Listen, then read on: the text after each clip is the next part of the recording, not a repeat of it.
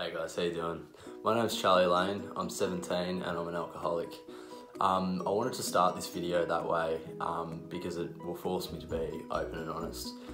Now, before I start, just so I'm following the community guidelines, this isn't affiliated with any sort of organisation.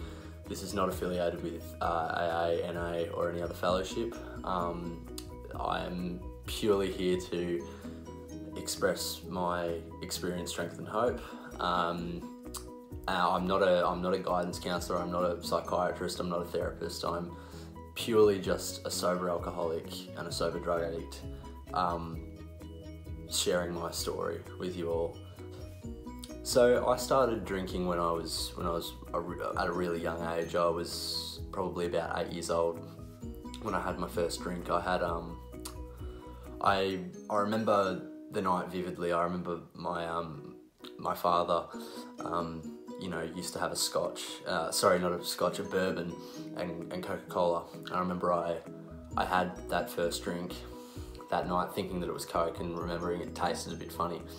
And I remember just like downing the whole thing and drinking the whole glass of whatever it was. And I didn't know it was bourbon. And my dad took a lot of amusement in going, "You've just sculled a whole glass of bourbon and Coke." And it was predominantly bourbon. So I remember that night this is 8 years old, first drink ever, first drop of alcohol that's ever entered my body. I remember I was horrendously sick that night. I remember I was throwing up bile, and even at 8 years old, there was something in my head that went, I want to do this again. When I can get my hands on this, I want to do it again. Fast forward a few years, I'm in high school. I remember I've always been a person that's been addicted to danger. Now, I say this because when I first found groups of people just like me who shared their stories, that was one thing that I identified with, being addicted to danger, being addicted to the chase of things, being addicted to people who some people would describe as, born on the wrong side of the wrong side of the tracks, and I loved that. I loved the drama. I loved the adrenaline rush that went with that. I almost loved the trouble that I'd get in as well. And that led me down a really bad path. Now, I never had an inkling. I come from an alcoholic family. I come from a very long line of alcoholism and addiction, but I never thought, and I knew that, right? Like, I knew that I was in no denial and no oblivion that I had come from that long family tree of addiction and alcoholism. I thought that I'd be the first one out of the whole family to break that cycle, and that's the insanity. So fast forward to high school, I'm associating with kids who are, like I said, are kind of on the rougher side of the scheme of things, and I loved that. As I've said, I really enjoyed that excitement and that bit of danger. So soon enough, I remember I had my first real drunk at a mate's house when I was in year 7. So I would have been probably around 12, entering maybe 13 years old at this point. I remember we snuck behind. Well, actually, he'd swabbed a bottle of Bailey's Irish cream, I think it was, and he lived in a rural part of Australia. Like, he lived on a big block of land, like big farmland, and there was a primary school down the road. And I remember we went down there, and we went behind this big water tank because there was cars passing by, and we thought that we were all cool and stuff, and there was a couple of others, and we went behind there. And I remember the other ones, it was like oh, this is our first drink, like this is our first sip of alcohol. This is going to be this is exciting. I remember seeing them my friends at that time, like taking little swigs, and I remember that being alien to me, going, why would you just take little swigs? Why wouldn't you scull the whole bottle? So when the bottle came around to me, I chugged about that much of it, and that's not a bragging rights thing. This is just trying to see, you know, this is for people to maybe say, I've done that too. So that's 12, maybe 12 or 13 years old. And this time I didn't get sick. This time was the first time I ever got drunk. And I remember walking back to the house, and that was it for me. I thought, I found it. I found the answer to everything. Now I had things, you know, going on. I had a bit of childhood trauma that had been eating away at me. So I thought, and I always kind of felt a little bit different to everyone else. It was kind of like being on the outside of the glass and looking in a way. So I guess you could say in a sense I felt kind of alienated from the rest of the world. And alcohol made me feel normal. Alcohol made me feel more like a human being rather than an alien. So I kept doing it. And I kept it under wraps. I remember that was when the real obsession and obsessing over how I could get it and how I could, you know, because the legal drinking age to buy anything in Australia, to buy cigarettes, in America it's 21, in Australia it's 18. And so obviously a 12-year-old, 13-year-old, you know, you walk up to a, you know, liquor store and say, hey, can I get this? They'll tell you to go away. So I remember having to really premeditate it. I remember, you know, trying to find, you know, hanging around the front of bottle shops, and I mean, in America you guys call them off licenses, or, you know, just a liquor store. We call them bottle-os or bottle shops. And I remember hanging around there and waiting for the, you know, the really eerie kind of dodgy looking guy to come around, and I'd, you know, say, hey, can you go and get me, you know, the cheapest bottle of wine, the cheapest bottle of rum, the cheapest bottle of whatever it was. If it was going to get me out of myself, I wanted it. And I'd say, throw in a pack of cigarettes in the way in. And I thought I was firing. I thought I was cooler than all my friends. I thought that I was, you know, this mysterious sort of, you know, self-medicating person. And this was around about, I'd say 13, 14. So I was definitely on my way to self-destructive alcoholism. I think it came around when I started entering into 2015. I lost my sister to suicide, and this was in June of 2015. And that year for me was a downward spiral in so many ways. You know, I had lost any sort of direction, any sort of knowing what I wanted to do, any sense of motivation, any sense of inspiration, anything. I felt dull. And that was the real beginning of a downward spiral for me. That was the pinnacle. And I felt numb. Shortly after that, I went to a party, and at that point, the alcoholism was starting to really kick the spurs in. I remember one night I was at a party, and I got drunk, said a few things I shouldn't have, and got jumped by 6 guys, and in which I had a knife pulled on me. Didn't get stabbed, fortunately, but that, I've always been a really soft sort of person now, and we'll get to that later, the whole bravado thing, but I've always been, you know, I've always been really soft, not a natural fighter, so that really traumatized me. So what did I do? I self-medicated, and that was, you know, how to handle my PTSD, my anxiety, my depression, my trauma, you name it. So I kept doing it. I drank, and at that point I'd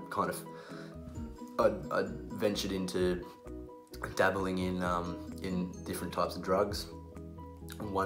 The first gateway drug was for me. It's not a gateway for everyone, but for an addict and an alcoholic like me with my tendencies, marijuana was my gateway drug to everything else in that world. But so on the flip side, so we're going from 2015 into 2016, and in this one I'll cover 2017 as well. Something changed in me. I entered into my first year, my first proper year at a new school, and I developed this thing in my head that I was never going to be scared again. I was never going to be afraid of anyone or anything or any environment ever again. And that may have been because of the events that had happened in the previous year, and I believe that it is. And of course alcohol and drugs aided that, and I developed this false sense of strength, you know, that whole bravado, like I'm, you know, bigger than I should be, and I'm you know, I'm this immovable object and you can't hurt me and you can't touch me, all that bullshit. And it worked for a little while, you know. I started, you know, being like, I'm gonna hurt you so you can't hurt me, you know, that mental thinking of I'm gonna hit you where it hurts, physically, mentally, verbally, emotionally, so you can't come back at me with anything. I wanted to be indestructible and never have to feel anything again. At this point, I hooked up with some guys. I'm a musician, and I hooked up with two blokes who I clicked with instantly. It was just lights on, awesome. We formed a band, and that band was great. It gave me an outlet temporarily for all the anger and depression that I was feeling. But in the corner, like on one hand there was, you know, all this, you know, we were constantly going up and up and up, writing. But in the other sense, my self-esteem and my self-image of myself, my view of myself was just going down.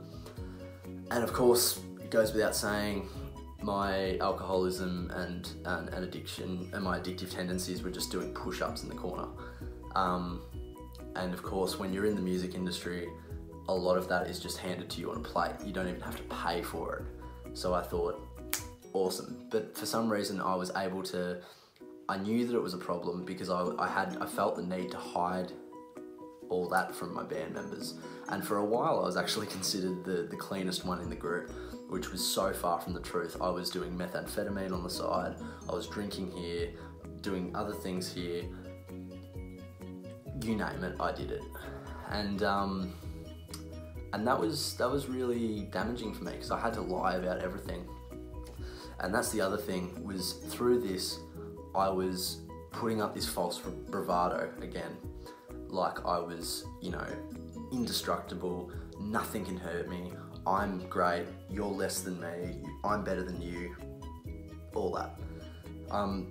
And all of this was just eating away at me inside. I've cut into 2017, this all started to take a toll on me, but I didn't realise it for what it was. I thought that this was just a normal part of growing up. Relationships end, new ones come in, you know, new friendships, new relationships, and all the other ones just get pushed aside and you forget about them. That was not a smooth transition for me. You know, some people lose relationships, some people burn bridges. I explode bridges, as I like to call it. I don't burn bridges, I explode them. It's almost like, you know, you're good for now, but as soon as I'm done with you, you're out the picture. And that was the way that I did it. And I've learned since being in recovery and sobriety that that's almost like a survival mechanism, a survival technique that's so deeply ingrained in my conscience and my in myself that I didn't even know, that I must have adapted to way back when all that trauma was happening. And it all ties in together, you know, all that trauma of, you know, you're scared, so what do you want to do? You build this false image of yourself, so you're trying to never be scared again. So it all ties in with itself. I do remember bits and pieces of 2017, early 2018, but it was kind of a blur. But one thing that does stick with me is that I did some horrendous things. Now, I won't go into detail, but basically in a nutshell, you would see me extremely differently. People who know me, that is, would see me extremely differently if I opened up right now publicly. The things I've done in active alcoholism and an active addiction. And that's why I go to places where there are other people who I can share my deep dark secrets with, and that's a safe space, and someone else will be able to say, I've done that too. Basically, what happened, you know, I've explained how it was, and this is what happened. I found, I'd been aware of the 12-step program, and I'd been aware of that because all my some family members had been in the fellowship of that group, of that particular group, so I knew where to go. So I thought, well, you know, one day I was sitting on my couch and I was having a drink, and I think I was smoking pot at the same time, and I thought, I need to snap out of this, you know, I need to get help. So I rang this family member and said, where's the nearest, you know, group meeting that I can go to? And so they took me there, and I identified from my first meeting.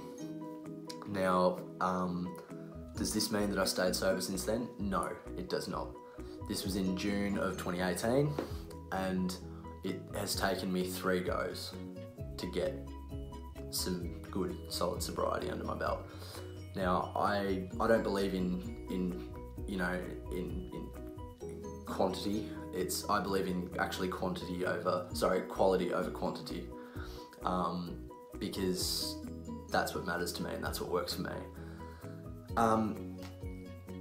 I couldn't get that I was powerless over my addictions. I couldn't get that the wreckage of my past was inadvertently affecting everything that has led up to the present moment.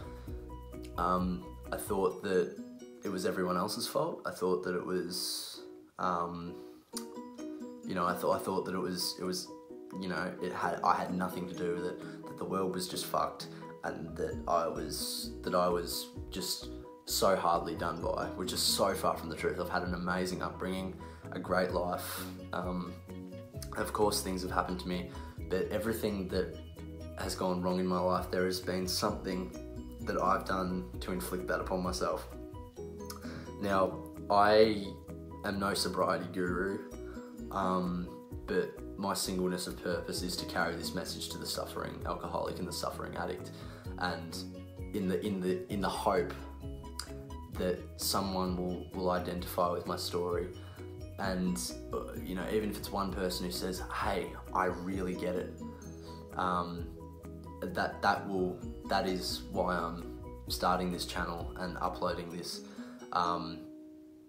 because raw honesty saves a lot of lives, and I will definitely not be able to keep my sobriety if I don't give some of it away, you know what I mean? So basically, the turning point and getting serious about myself and my sobriety was a night like many other nights, except this night I powered my way through a lot of alcohol, a toxic amount of drugs, and I woke up on a bathroom floor and came to the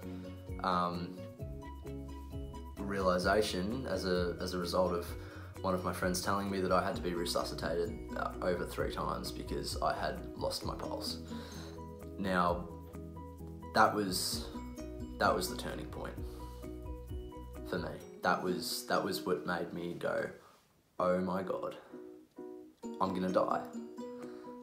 It's been said a lot that a lot of people say I have another drink in me, but I don't have another recovery in me. Now, at this point, I'd given sobriety about two goes, maybe three. I think I said three before, but I think this is my fourth go. It had taken me 3 tries, and I completely dismissed it until that morning, where I realised I'm going to die if I don't change. And it wasn't just the physical damage it was doing to myself or the mental damage, it was the damage that I was doing to the people around me. Not on purpose, but because I was so in self and so selfish and self-centered, I did not see that my family was getting worried about me, my girlfriend was getting worried about me, some of my friends were even getting worried about me. The ones that had stuck around long enough to see me, you know, and hoped for the best, hoped that I'd get the message, hoped that I'd get well, they saw, and they were getting really worried. So I went back into the 12 steps and I hit it as hard as I could. I didn't see it anymore as a get sober or drink matter anymore. I saw it as a get sober or die matter. And of course, there are some times where I get that urge to, and I get that voice in my head that says, maybe one drink won't hurt, maybe one of this won't hurt, maybe one of that won't hurt. Bullshit. I've never just had one drink. I've never just had one and left it at that. I've always gone way too far, pushed the envelope as far to the edge as I could, and it's always left me in the same place. Hurt, other people hurt. I've done more damage to myself, more damage to others. The cycle continues. So I chose to break that cycle. And how I've kept it, and is what I'm going to get into next. Basically, how I kept it was I attended regular meetings. Now for tradition purposes of the 12-step fellowships, I can't actually mention the name. I mean, you can, but I choose not to, just to keep my anonymity pretty personal, and to not promote. But I'm happy for anyone to message me and ask where to go if you don't know, and it's pretty far to the front of the phone book if you want to. No, I'm pretty sure I'm not hiding anything here. I'm pretty sure you know what I'm talking about. I just can't say the name. Anyway, I attend regular meetings of those groups. They're not hard to find. I attend them, even though I am actually at this point where I'm from. I'm actually the youngest person in the fellowships. I'm not. There's not, you know, there are a couple of people who are just that little bit older than me, but at this point I am the youngest. And that's the thing, there's that stigma of you're too young to be an alcoholic, you're too young to be a drug addict, you're too young to this, you're just having fun, you're just a young dude. If you have a problem, you have a problem. It's like it's like people who are anaphylactic. If you have a nut allergy, you don't eat nuts. I have the same thing, except my thing is I'm allergic to alcohol, I'm allergic to drugs, I can't just stop at one. The difference is people with nut allergies don't eat nuts. People with alcohol allergies will have a drink of alcohol and want more, regardless of the effect. And these groups have been the only way that these groups of people that I go to meetings and regularly attend are filled with people who have got the same, similar or the same stories as me. I call my sponsor as much as I can, and I work the 12-step program as much as I possibly can. I engage in regular exercise. I believe that it helps my mental state, and I believe that it also keeps me in good shape. But it's a personal journey, and I really hope that everyone who's got a problem does find the help that they need, and achieve sobriety. Now this will be a regular channel. I'm hoping that I can post as much as possible as an update to my sobriety. I'm very early days still, but all I can do from this point on is share my story, my journey, my experience, my strength and my hope with the alcoholic and the drug addict who still suffers, because it's all the same. It's not an active, it's not shameful to put your hand up and say, hey, I've got a problem. It actually shows a lot of character, and I urge anyone who is struggling to send me a message via YouTube, or if you know me personally, via Facebook, via Instagram, via Snapchat, anything. It really, your well-being means just as much to me as my own, and I really hope that anyone watching this and is wanting to get sober really grabs onto that and really tries to turn their life around. And yeah, thanks very much.